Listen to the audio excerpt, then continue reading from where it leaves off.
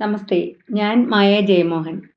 ഈ വീഡിയോയിൽ 2025 ജൂൺ മാസം 15-ാം തീയതി മുതൽ ജൂൺ 21 വരെയുള്ള ഒരാഴ്ചക്കാലത്തെ 12 രാശിക്കാരായ നക്ഷത്രക്കാരുടെയും ഫലങ്ങളെക്കുറിച്ചാണ് സംസാരിക്കുന്നത്. അപ്പോൾ ഈ ആഴ്ചയിൽ പ്രത്യേകിച്ച് ഗ്രഹങ്ങൾക്ക് രാശിമാറ്റങ്ങൾ ഒന്നും തന്നെയില്ല. ഇപ്പോൾ അശ്വതി ഭരണി കാർത്തിക ആദ്യ കാൽഭാഗത്തിൽപ്പെട്ട മേടം രാശിക്കാരെക്കുറിച്ച് പറയുകയാണെങ്കിൽ മേടം രാശിയിലാണ് ശുക്രൻ ഇരിക്കുന്നത്. അതുപോലെ തന്നെ 3-ാം ഭാവത്തിൽ സൂര്യൻ, ബുധൻ, വ്യാഴം ഇങ്ങനെ ഇരിപ്പുണ്ട്. 5-ൽ ചൊവ്വ കേതുവുമൊത്തിരിക്കുകയാണ്. രാഹു 11-ലും ശനി 12-ലും സ്ഥിതി ചെയ്യുകയാണ്. മേടം രാശിക്കാരെക്കുറിച്ച് പറഞ്ഞാൽ മേടം രാശിക്കാർക്ക് ഇപ്പോൾ സൗന്ദര്യമൊക്കെ ഒന്ന് വർദ്ധിക്കുന്ന സമയമാണ് ഒരാഴ്ചയിൽ. അതുപോലെ തന്നെ കർമ്മരംഗത്ത് കുറച്ച് ഗുണങ്ങളൊക്കെ കിട്ടും, നേട്ടങ്ങൾ ഉണ്ടാകുന്ന ഒരു കാലഘട്ടമായിരിക്കും. പക്ഷേ വരവിനേക്കാൾ കൂടുതൽ ചിലവ് വന്നു പോകാനൊക്കെ ഉള്ള സാധ്യത ഈ ഒരു സമയത്തുണ്ട്.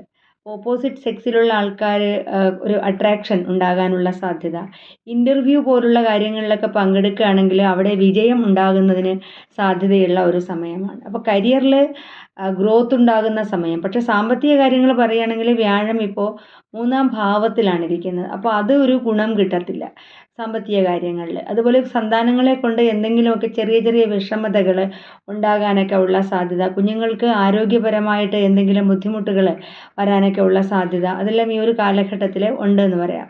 ധാരാളമായ ധനം കയ്യിൽ വരും. പക്ഷേ രൂപയ്ക്ക് നല്ല ചിലവുണ്ടാകുന്ന ഒരു സമയവും കൂടിയാണിത്.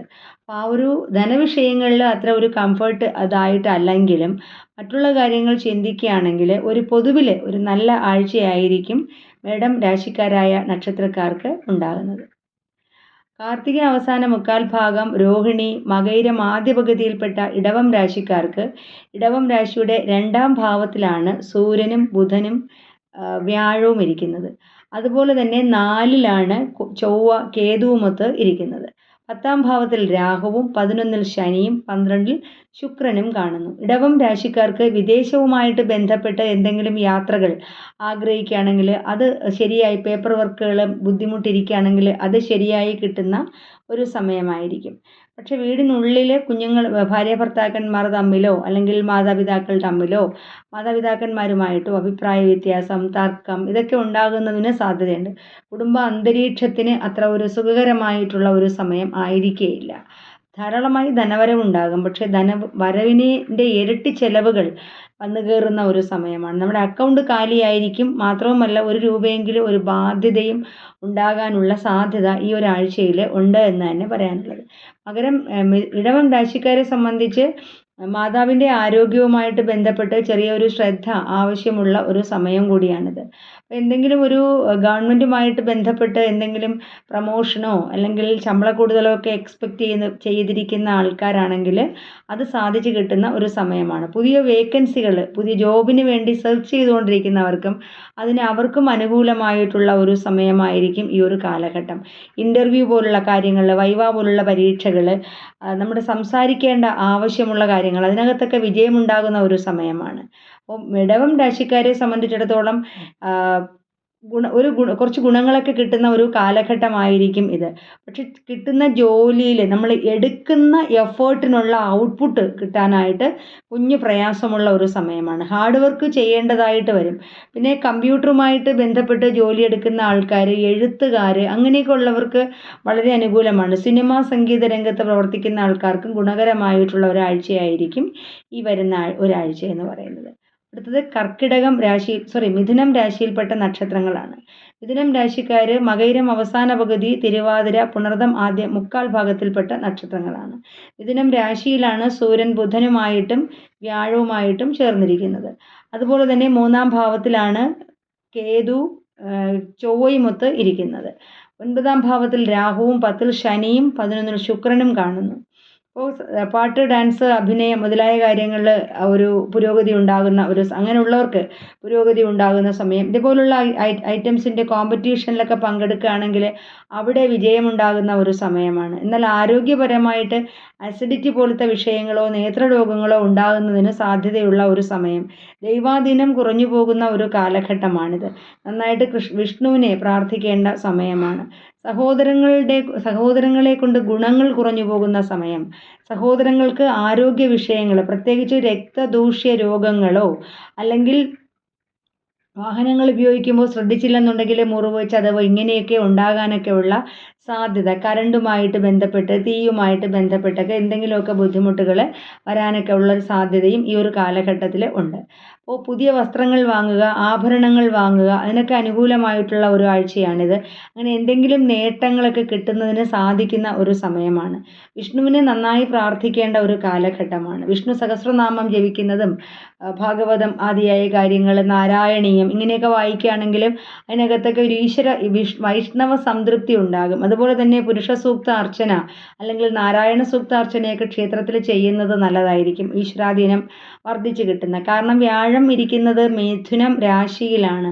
മിഥുനം രാശിയിൽ വ്യാഴം അസ്തമിച്ചിരിക്കുന്ന സമയമാണ്. വിഷ്ണുവിനെ പ്രാർത്ഥിച്ച് വിഷ്ണു പ്രീതി വരുത്തുകയാണെങ്കിൽ വിഷ്ണു പ്രീത്യർത്ഥം പാൽപ്പായസവും നൽകാം, സമർപ്പിക്കാം വിഷ്ണു ക്ഷേത്രത്തിൽ. അങ്ങനെയൊക്കെ ചെയ്തും ഭഗവാന്റെ പ്രീതി ഉണ്ടാക്കിയെടുക്കേണ്ട ഒരു സമയമാണ് ഈ ആഴ്ച എന്ന് പറയുന്നത്. കുറച്ച് ഗുണദോഷ സമ്മിശ്രമായിട്ടുള്ള ഫലമായിരിക്കും. കുറച്ച് ഗുണങ്ങളൊക്കെ കിട്ടുന്നതിന് സാധ്യതയുണ്ട്. കമ്മ്യൂണിക്കേഷൻ സ്കില്ലൊക്കെ ഉള്ള ആൾക്കാർ, നന്നായിട്ട് സംസാരിക്കുകയൊക്കെ ചെയ്യുന്ന ആൾക്കാർ, സംസാരിക്കേണ്ട ആവശ്യമുള്ള ജോലി എടുക്കുന്ന ആൾക്കാർ, അവർക്കൊക്കെ ചെറിയ ഒരു മൗഢ്യം സംഭവിച്ചു പോകുന്ന ഒരു സമയവും കൂടിയാണിത്. കാരണം ഇപ്പോൾ ഈ ബുധൻ സൂര്യനും ഒത്ത് ഇരിക്കുന്നത് കൊണ്ട് ബുധനും പാപത്തും സംഭവിച്ചിരിക്കുകയാണ്. 22-ാം തീയതി മാത്രമേ ബുധന് രാശിമാറ്റം ഉണ്ടാവുള്ളൂ. അടുത്ത ആഴ്ച, അടുത്ത ഞായറാഴ്ചയുടെ ബുധന് രാശിമാറ്റം ഉണ്ടാകും.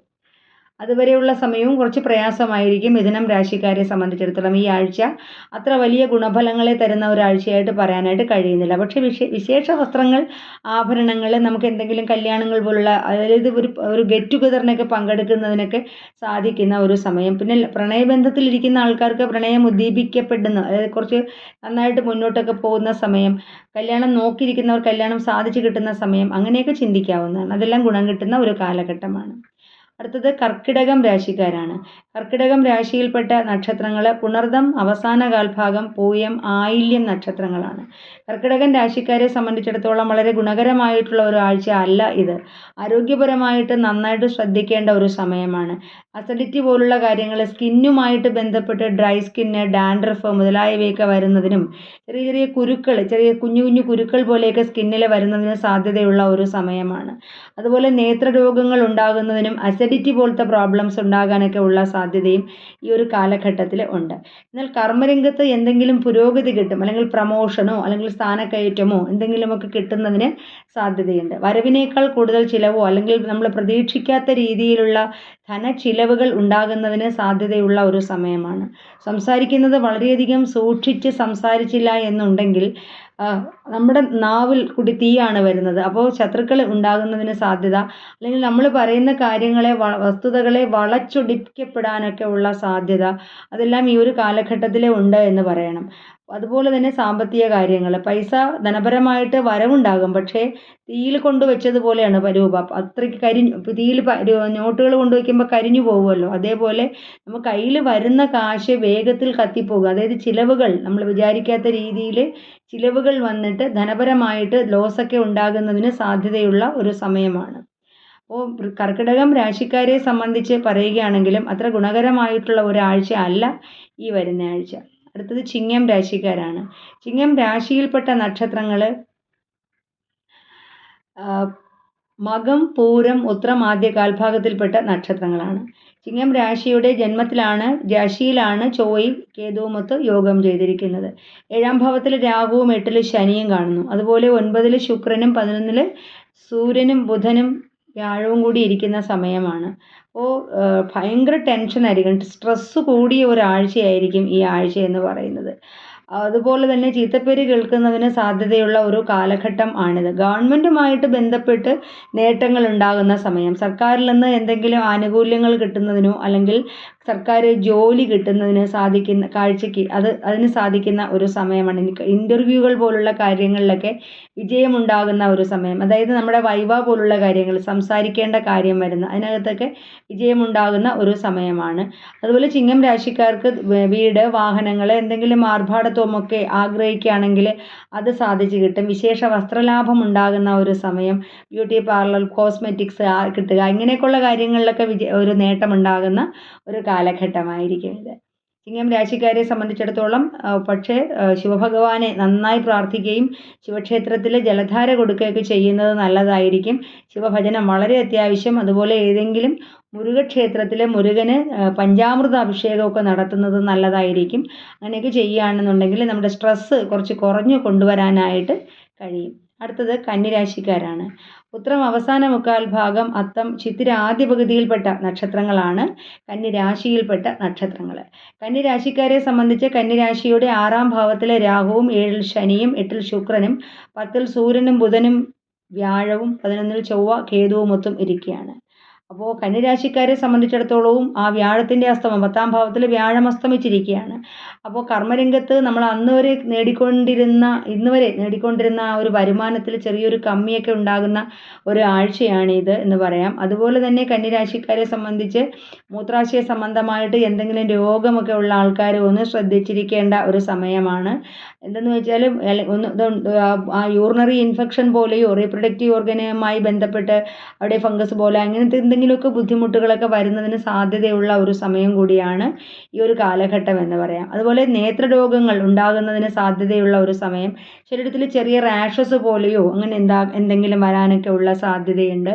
സ്ഥാനചലനം ഉണ്ടാകാനുള്ള സാധ്യത. ഇപ്പോൾ ജോലിയിൽ ഇരിക്കുകയാണെങ്കിൽ വളരെ സൂക്ഷിച്ചില്ല എന്നുണ്ടെങ്കിൽ ദേഷ്യം വന്നിട്ട് സ്വിച്ച് ഓഫ് ഒന്നും ചെയ്ത് ഇനി നാളെ തൊട്ട് ഞാൻ വരുന്നില്ല എന്നൊക്കെ പറഞ്ഞിട്ട് ഇട്ടിട്ട് പോകരുത്. അങ്ങനെയുള്ള തോന്നലുകളൊക്കെ ഉണ്ടാകുന്നതിന് സാധ്യതയുള്ള ഒരാഴ്ചയാണ്. വളരെ സൂക്ഷിക്കുക. കർമ്മരംഗം, പ്രത്യേകിച്ച് കർമ്മരംഗം നന്നായാൽ മാത്രമേ ഭക്ഷണം കഴിക്കാൻ സാധിക്കുകയുള്ളൂ. അപ്പോൾ കർമ്മരംഗത്ത് വളരെയധികം ശ്രദ്ധയും പ്രാർത്ഥനയും ആവശ്യമുള്ള ഒരു സമയമാണ്.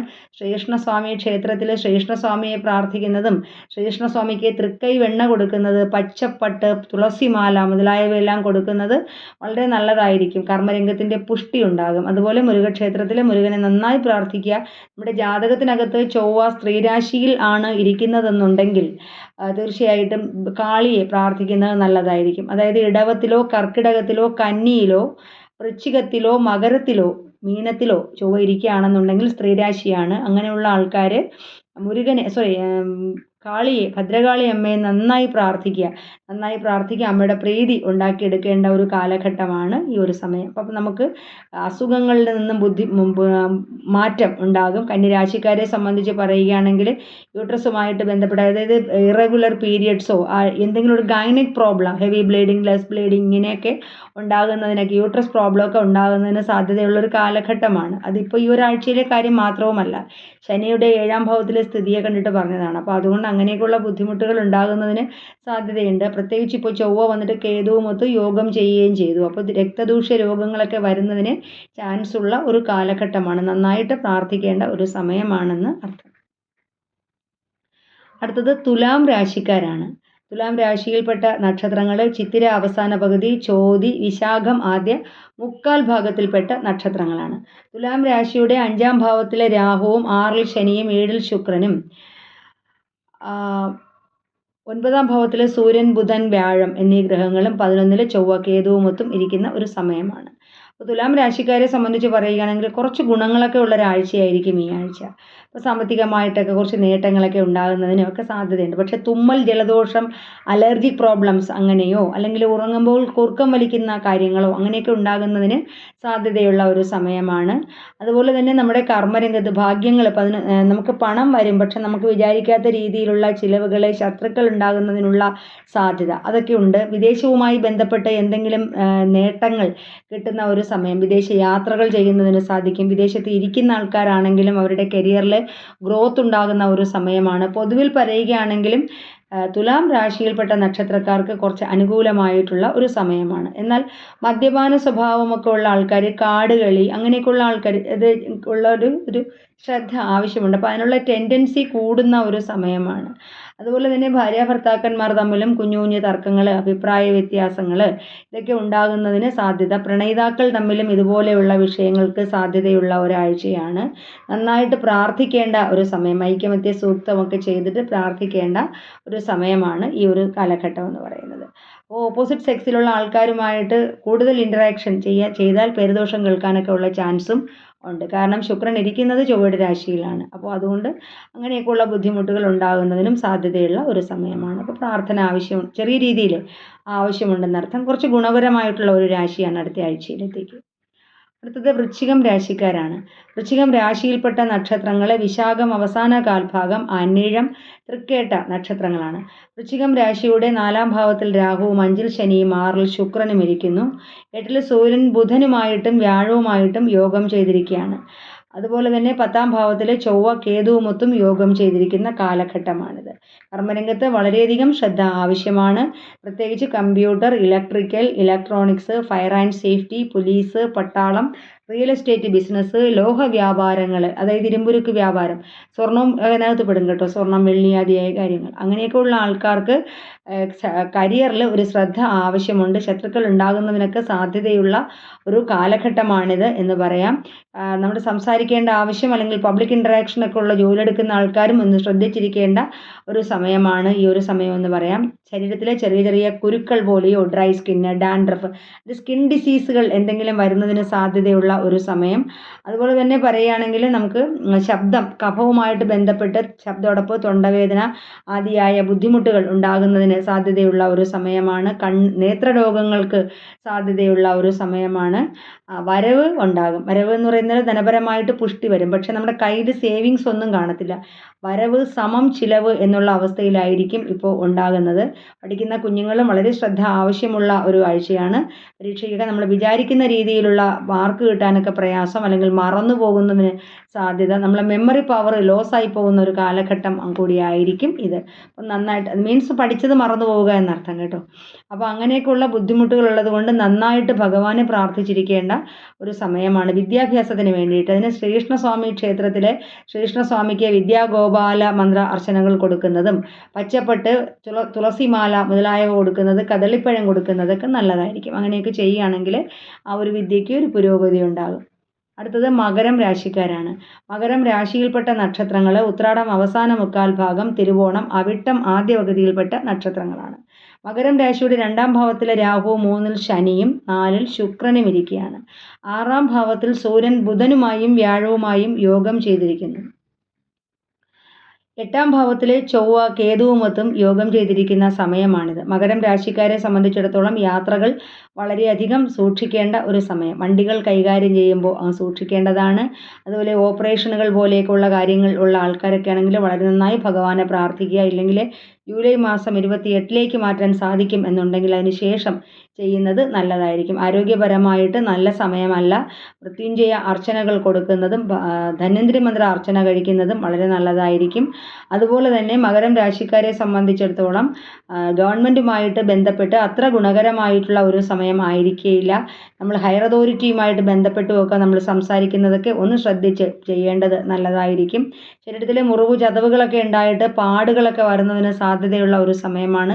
കള്ളം പറയാനൊക്കെ ഉള്ള ടെൻഡൻസിയൊക്കെ കൂടും. അപ്പോൾ അതൊക്കെ ഒന്ന് അഡ്ജസ്റ്റ് ചെയ്ത് പോകുന്നത് നല്ലതായിരിക്കും. അതുപോലെ തന്നെ ഇവർക്ക് യാത്രകൾ ശ്രദ്ധിക്കുക. വീട്ടിലുള്ള ഇലക്ട്രിക് സാധനങ്ങൾ, പ്രത്യേകിച്ച് ഇലക്ട്രോണിക് സാധനങ്ങൾ നന്നായിട്ട് ശ്രദ്ധിക്കേണ്ട. അതൊക്കെ അടിച്ചു പോകും. സ്വിച്ച്, ബൾബ് ഇതൊക്കെ ഫ്യൂസായി പോകാൻ, ഫാന് ഒക്കെ പോകാനൊക്കെ ഉള്ള സാധ്യതയുള്ള ഒരു സമയമാണ്. ജീവിത പങ്കാളിയുടെ ആരോഗ്യവുമായിട്ട് ബന്ധപ്പെട്ടും ഒരു ശ്രദ്ധ ആവശ്യമുള്ള ഒരു സമയമാണ്. മകരം രാശിക്കാരെ സംബന്ധിച്ച് മഹാദേവനെ നന്നായി പ്രാർത്ഥിക്കേണ്ട ഒരു സമയമാണ്. ശിവക്ഷേത്രത്തിലെ മൃത്യുഞ്ജയ അർച്ചന കൊടുക്കുന്നതും, കൃഷ്ണസ്വാമി ക്ഷേത്രമാണെങ്കിൽ ധന്വന്തരി മന്ത്ര അർച്ചന കൊടുക്കുന്നതും, ആയുർ സൂക്ത പുഷ്പാഞ്ജലികൾ മറ്റുള്ള ദേവീദേവന്മാർക്ക് കൊടുക്കുന്നതുമൊക്കെ നല്ലതാണ്. നന്നായി ഭഗവാനെ പ്രാർത്ഥിക്കുക.